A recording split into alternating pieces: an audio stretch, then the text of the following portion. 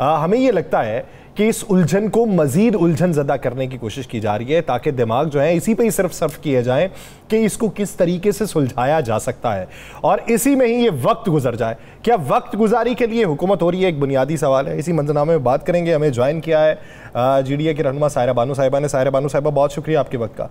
सायरा बानो साहिबा, सबसे पहले बात का आगाज़ करते हैं मरीम नवाज़ साहिबा की तरफ से, जो उन्होंने बयान दिया है कि मुल्क में हुकूमत को डिस्टेबलाइज करने के लिए कोई रखना डालने की हम कतई तौर पे इजाज़त नहीं देंगे और आहनी हाथों से ऐसे लोगों से निपटा जाएगा। और उन्होंने इशारा किया सुप्रीम कोर्ट की तरफ।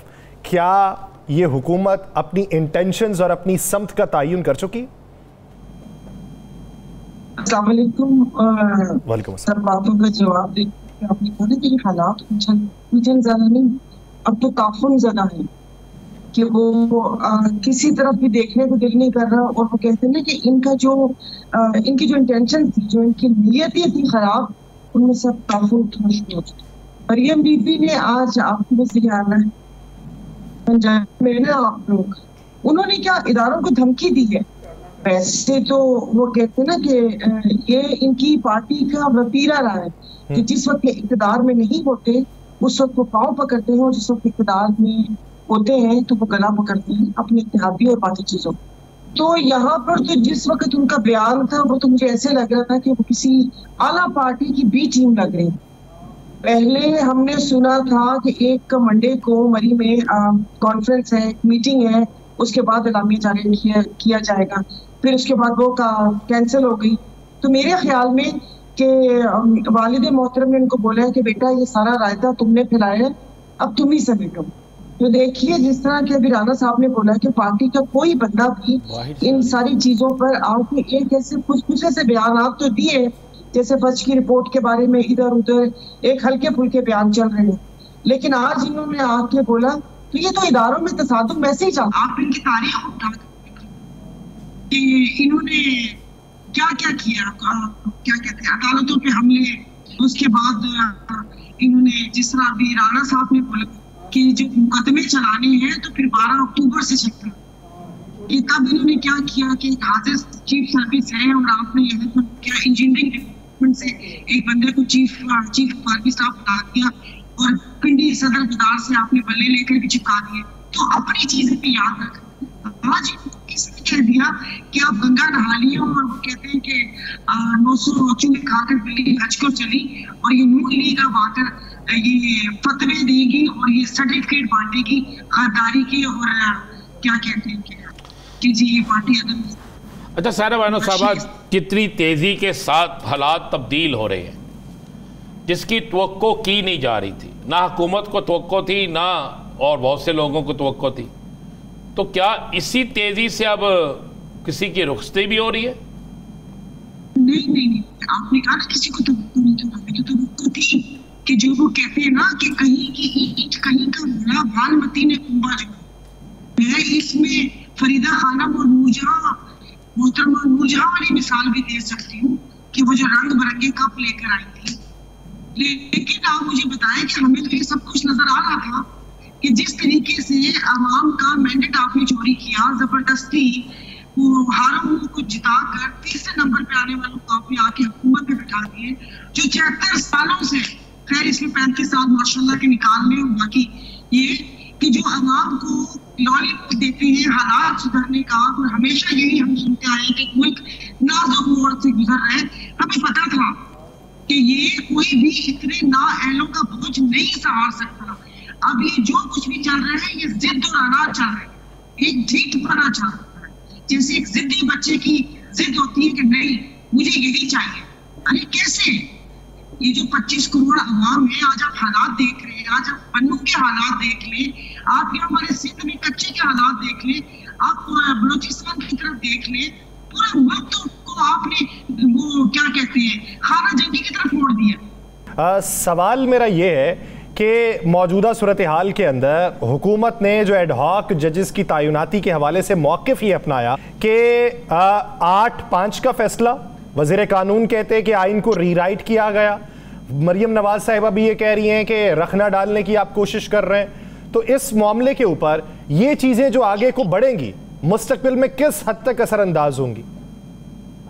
आप मुझे एक बात बताइए कि पहले तो बंदा इनको ये बोले कि वो सीट्स तो आप लोगों की है ही नहीं, आप एक माले गनीमत के ऊपर कैसे ये सारे फैसले कर सकते हैं? इसका मतलब है कि दाल में कुछ काला था कि इनको दो तिहाई अक्सरियत लेके इस मुल्क की जो लुटी खुटी जो बची हुई इज्जत है उसको भी इन्होंने दाव पे लगाना था। ये कौन होते हैं ऐसे फैसले करने वाले?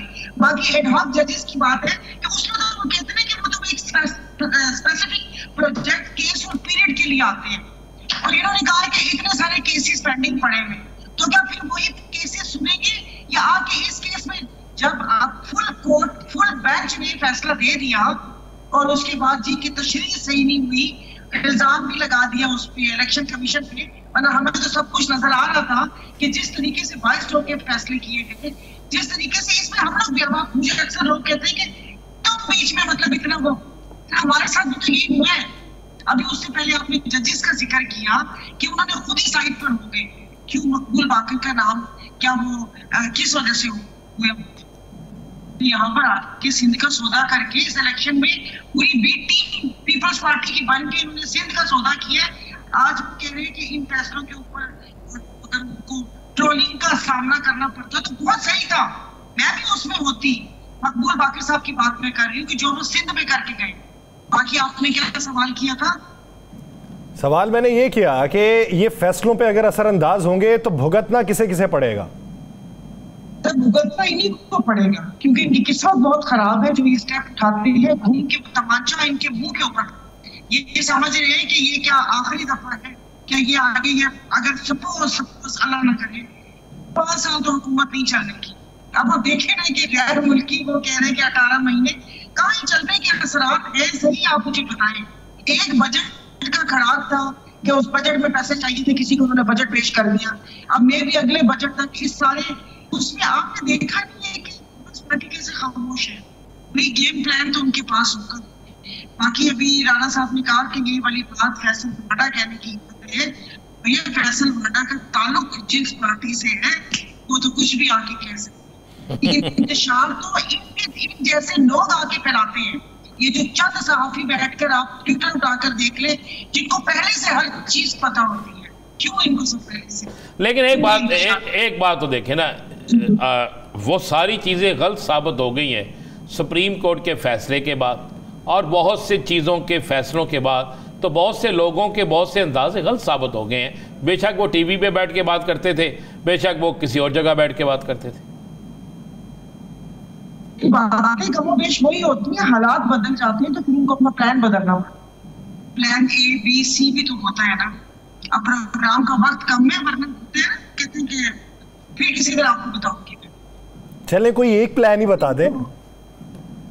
नहीं मैंने कहा तो प्लान यही होते हैं, तो उसमें ये होते हैं जिन लोगों को सुनकर मिलती है। तो हम सुनते थे ये जो आसमान से शहाबे साकब गिरते हैं ना, तो कहते थे कि ये अंगारे होते हैं जो मोकल होते हैं ना, जो काला इल्म करते हैं, उनके जो जिन्नात हैं वो आखिरी आसमान जाके सुनगुन लेने की कोशिश करते हैं, तो उनको फरिश्ते अंगारे मारते हैं। बचपन में हमने सुना।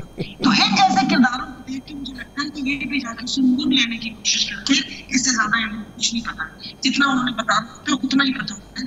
प्लान तो उनके पास दूसरा है। तो जैसे यहाँ पर मिफ्ता इस्माइल साहब, जुबैर, शाहिद खाकान, वासीम, बहुत से लोग शुरू हो गए, तो मुझे बड़ी मुमासलत नजर आती है कि जब अच्छा, मरियम साहिबा का गुस्सा जो है वो मरी से आने के बाद तेज़ हुआ है। क्या मरी में को प्लान तैयार हुआ है कि आप बोलें? और आज उनके बोलने के बाद बहुत से मुस्लिम लीग नून के चाहने वालों ने लिखा है कि मेहरबा देर कर दी मेहरबा आते आते। तो क्या वाकई देर होगी अब इनको?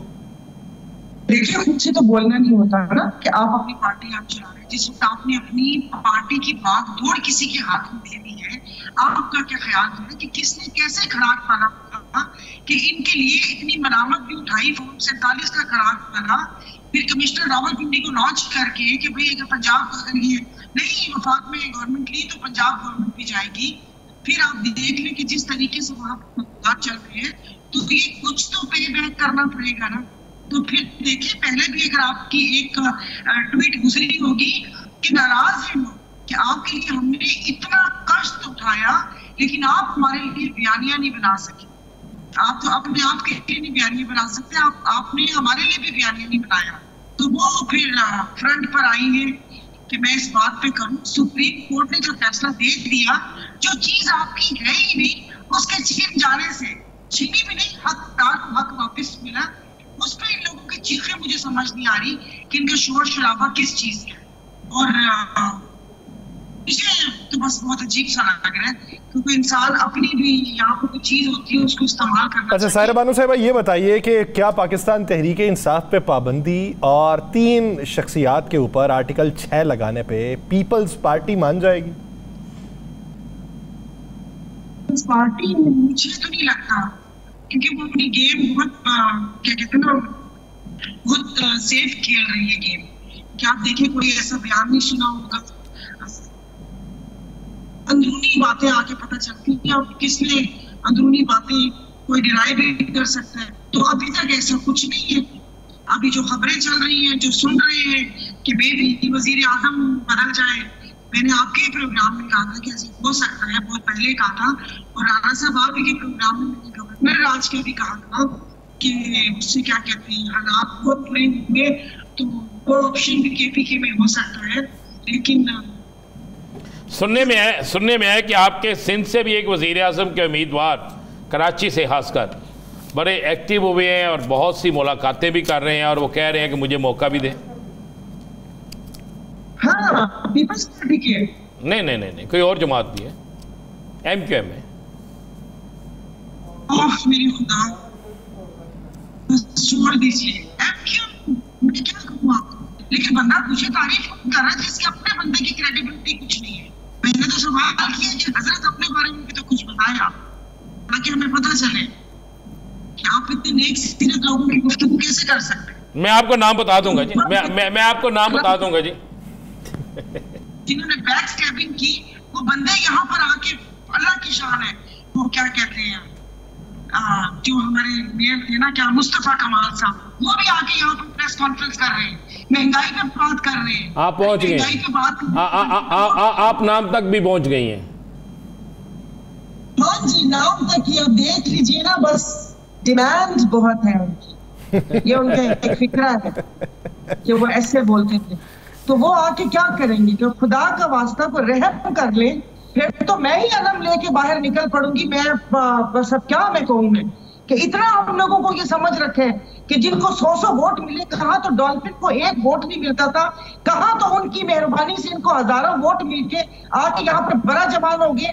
इतना बुरा वक्त आ गया हम पे कि हम लोगों ने जो लाशें, बोरी बंद लाशें उठाई हैं, मैंने अपनी आंखों से ये सब चीजें देखी हैं। इनका हथौड़ा ग्रुप भी देखा है और इनका बैट ग्रुप भी देखा है, इनके मैंने बॉटल बम भी देखे हैं और इनके अंडे बम भी देखे हैं, मैं इनके नारे भी मुझे याद हैं। तो क्या कहते हैं, अगर इस पूरे मंजरनामे में कोई ऐसी बड़ी तब्दीली होती है, मंजरनामे में ये नहीं हो सकता। अगर आपके प्रोग्राम से ये हो रहे हैं तो ये मुल्क ऐसे नहीं है कि आपकी तजर्बा का है। चले इन 2 शक्लें तो हम देखते हुए आ रहे हैं, जो PDM के, जो पीपल्स पार्टी और नून लीग, उनके वोटर्स भी हैं, सपोर्टर्स भी हैं, ये कहां से चौथे मोहल्ले से आके यहाँ पर ये बन जाएंगे? ये कोई मैं नहीं कह रहा बन जाएंगे, हम कह रहे कोशिश तो सब कर रहे हैं ना, कोशिश तो सब कर रहे हैं। अभी जब बिल देखती हूँ तो मुझे इनके भत्ते की पर्चियां याद आती हैं कि ये गैर कानूनी बेचते थे भत्ते की पर्ची, और ये गवर्नमेंट हमें के इलेक्ट्रिक ऊपर छाप के भत्ते की पर्ची देती है। क्या क्या नहीं किया, बल्दिया की फैक्ट्री भूल गए हैं। मेरे रब ने पता नहीं इनकी रस्सी क्यों दराज की हुई है। मेरे अल्लाह परवरदिगार, मैं सवाल नहीं कर रही, दिल में ऐसे मेरे आ रहे हैं कि इन जालिमों की रस्सी जो उन्होंने यहाँ पर लोगों के साथ क्या क्या नहीं किया, आज आपने इनको हमारे सर पे मुसल्लत करके। तो इस मुल्क में देखिए सायरा साहबा, इस मुल्क में वो भी तो वज़ीर आज़म बनने के उम्मीदवार है ना, जिन्होंने एक मौजूदा उस वक्त आर्मी चीफ के त्यारे को इंडिया भेजने की बात की थी, वो भी तो वज़ीर आज़म बनने के लिए पाकिस्तान आ गए थे ना। ये तो परवेज मुशर्रफ साहब की गलती थी। एक मुझे ये समझ नहीं आता कि जो आमिर आता है वो जमहूरी पसंद बनने की कोशिश करता है, जैसे उन्होंने NRO दे दिया, ये कर दिया, वो कर दिया, और जो जमहूरियत पसंद, जो जमहूरियत का लबादा ओढ़ के लाते हैं, वो आमराना फैसले करते हैं, जैसे कि ये भी गवर्नमेंट कर रही है। इन 6 या 17-18 लोगों में ऐसी कौन सी खूबी है कि जिसके लिए आपने मुल्क दांव पर लगा दिए हैं? ना आपको इकोनॉमी का पता। आप ये देख लीजिए कि वहां पर डेली बेसिस पे कितना खरबों रुपए कर्जा लिया जा रहा है यहाँ पर बैंकों से। इनकी अय्याशियां नहीं खत्म होती। जब इनसे बाहर वाला कोई मिलने के लिए आता है तो उसको कहते हैं नान खाने के लिए मुझे वापस आना है। खुदा पूछिए, मुल्क तो खा चुके हो, अभी ये पेट नहीं भरा क्या? आप यकीन नहीं करें, इन्होंने पागल करके रख दिया है। किसी एक तरफ से सुकून हो ना कि इंसान की अपने आप चारों तरफ देखे, कोई जानो माल की हिफाजत हो, कोई दाल रोटी चल रही हो, कोई इलाज मुआवजे की सहूलत हो, चारों तरफ से आपने हम लोगों को, वो कहते ना कि ऐसी जगह बीच चौराहे में लाकर आपने हमें फेंका है कि हम लोग कुछ भी नहीं कर सकते। मिडिल क्लास तो खत्म हो गई है, चीखें निकलना शुरू हो गई हैं। अगर जो हम अपने आप को बोले कि जी हमारी जमीनें हैं या वो है, हमारी भी चीखें निकलना शुरू हो गई हैं। ऐसे कैसे हो सकता? खुदा के वास्ते यहाँ से कोई निकलने का रास्ता दे दे, किसी मुल्क से डील कर ले, भिजवा दे हमें। देखें यहाँ पर भी तो हमारा खून पी रहे हैं ना, तो ये हमें एक सेफ में दे, कहीं बाहर जाके बिसाएं, पक्का वो क्या कहते हैं 5% इनको भिजवा देंगे, क्योंकि फैमिली को बाहर भिजवाने का वो करें, हम वहां से भिजवा देंगे। हमारी जान छोड़ो, या तो जान छोड़ो या हमें जाने का रास्ता दे। बाहर की आप बात कर रही हैं, ताज़ा सूरत हाल के मुताबिक बाहर की जो मिल्कियत वाली जगह है एवन फील्ड, उसके तामीराती काम शुरू हुआ है, शटरिंग वहां पे हो रही है, वो तो खुद बाहर जाने का प्लान कर रहे हैं शायद। इब्ने इंशा की एक नज़म पढ़ रही थी, ऐसी तो मुझे यही लोगों की शक्लें याद आ गई और इस पे मुझे एक्सटेंशन भी याद आ गई कि वो कहते हैं ना, उम्र की नकदी खत्म हुई, अब हमें है उधार की हाजत लोगों। 2-4 बरस बड़ी लंबी नज़म है, तो कब तक ये लिखवा कर लाए कि इन्होंने रहना है? ये लिखवा कर लाए कि ये यहीं पर ही चिपके रहेंगे इसी इक़्तिदार के साथ, या समझा बुझाकर क्या लिखवाया है, क्या नहीं लिखवाया, अवाम के मुकद्दर में क्या लिखा हुआ है और अवाम क्या लिखेगी? एक दिन तो आएगा कि जब लिखा हुआ ही सिर्फ पढ़ा जाएगा और माजी को ऐसे याद किया जाएगा कि जैसे डरावना ख्वाब हुआ करता था। बहुत शुक्रिया साहिरा बानू।